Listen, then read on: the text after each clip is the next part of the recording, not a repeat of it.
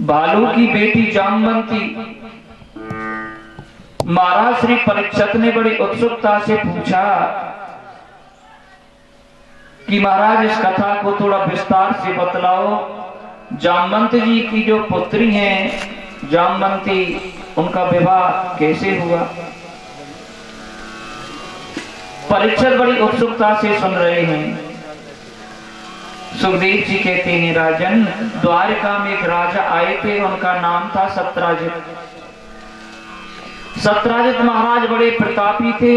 उनके पास एक मणि थी, उस मणि का नाम था सैमंतक मणि।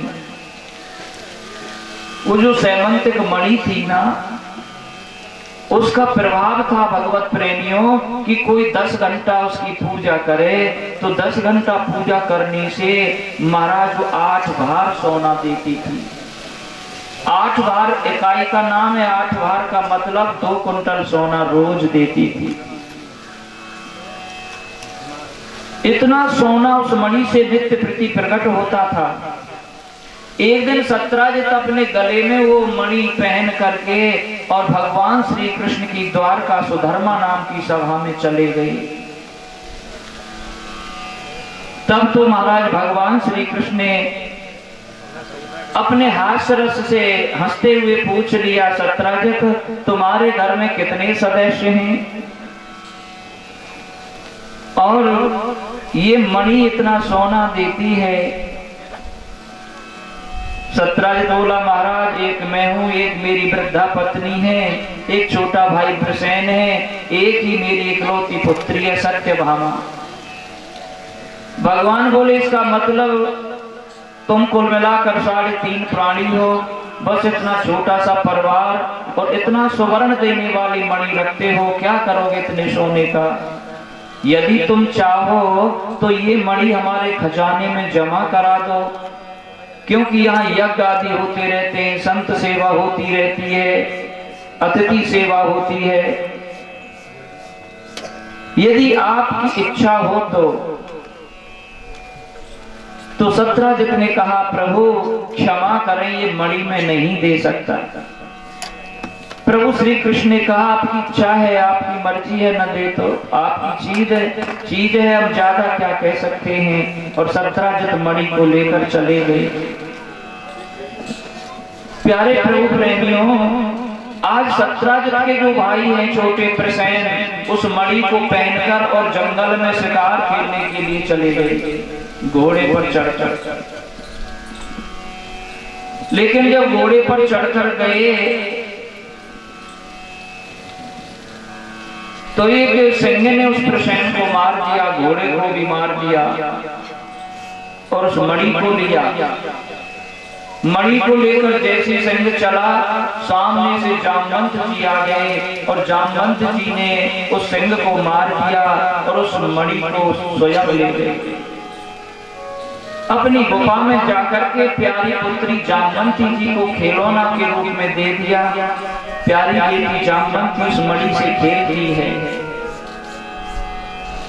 जब घर में प्रसेन नहीं पहुंचा तो सत्राजित ने तो कह दिया, मेरे भाई को तो श्री कृष्ण ने मार दिया है, क्योंकि उन्होंने मेरे से मणि मांगी थी, मैंने मना कर दिया। मणि के लोभ में ही कृष्ण ने मेरे भाई को मार दिया। ये बात जब प्रभु द्वारका नाथ के कानों में पहुंची तो बड़ा दुख हुआ। अपने गुरु गर्गाचार्य जी से पूछा, गुरुजी, ये व्यर्थ का कलंक मेरे माथे क्यों लग रहा है। गुरुजी ने बतलाया, तुमने भादों की चौथ का चंद्रमा देख लिया। जो चौथ का चंद्रमा देख लेते हैं ना, ऐसा व्यर्थ का ही कलंक लगता है, इसलिए चौथ का चंद्रमा नहीं देखना चाहिए। इसी को कलंक मानते हैं, व्यर्थ का कलंक लगता है। अब भगवान श्री कृष्ण कुछ सैनिकों को अपने साथ में लेकर के वन में गए। वन में जाकर देखा, ये प्रसेन मरा पड़ा है और घोड़ा भी मरा पड़ा है। उसके पास में से फिर सिंह के खोज बने हुए हैं। उन पंजों की खोज करते आगे पहुंचे तो महाराज आगे चल करके वो सिंह भी मरा पड़ा है। सिंह के पास से फिर भालू के चिन्ह बने हुए जामवंत जी के। और जामवंत जी के जब प्रदर्शनों को देखते देखते गुफा की तरफ पहुंच गए, देखा तो वहां कन्या जामवंती खेल रही है। भगवान श्री कृष्ण ने वो मणि अपने हाथ में मुट्ठी में बंद की।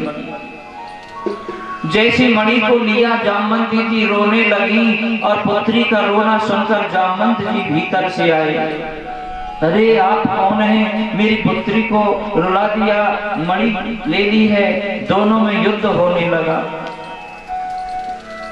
बड़ी जोर से मल्लयुद्ध होने लगा। काफी देर तक, काफी दिनों तक वो युद्ध हुआ और लड़ते लड़ते भगवान श्री कृष्ण ने जामवंत जी की एक एक नस ढीली कर दी। शरीर शिथिल हो गया, सारी शक्ति जाती रही। तो जामवंत जी ने विचार किया कि ये कौन है। तो उन्हें प्रभु श्री राघवेंद्र के दर्शन हुए।